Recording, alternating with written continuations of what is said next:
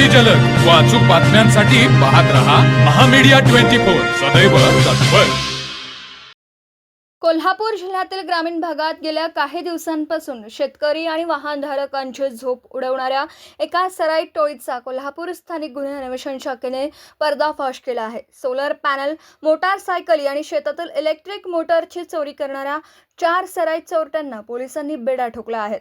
त्यांच्याकडून तब्बल 5,26,000 रुपये किमतीचा मुद्देमाल जप्त करण्यात आला असून यामुळे एकूण 10 गुन्ह्यांची उकल करण्यात पोलिसांना यश आलं आहे। जिल्ह्यातील विविध गावांमध्ये शेती पंपांच्या केबल्स, सोलर पॅनल तसेच दुचाकी चोरीच्या घटनांमध्ये सातत्याने वाढ झाली आहे। या वाढत्या चोऱ्यांचं आव्हान स्वीकारत स्थानिक गुन्हे अन्वेषण शाखेने समांतर तपास सुरू केला होता। तपासादरम्यान हातकणंगले तालुक्यातील रुई येथील सराईत गुन्हेगार मोहसिन मोमीन याने आपल्या साथीदारांच्या मदतीने हे गुन्हे केल्याची गोपनीय माहिती पोलिसांना मिळाली।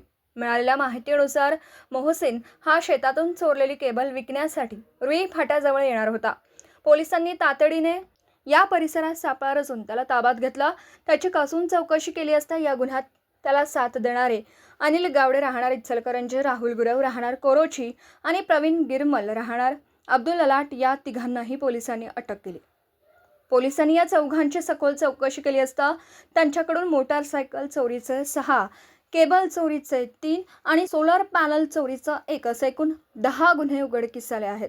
पोलिसांनी या आरोपींकडून 5,26,000 रुपये किमतीच्या मोटारसायकली, सोलर पॅनल आणि इलेक्ट्रिक मोटर्स असा मुद्देमाल जप्त केला। एलसीबीने या 4ही आरोपींना पुढील कायदेशीर कारवाईसाठी हातकणंगले पोलिसांच्या ताब्यात दिलं असून या टोळीकडून आणखीन काही गुन्हे उघडकीस येण्याची शक्यता वर्तवली जात आहे। तर मग चला सबस्क्राईब करायला विसरू नका महामीडिया 24 न्यूज चॅनलला। महामीडिया 24 सदैव तत्पर।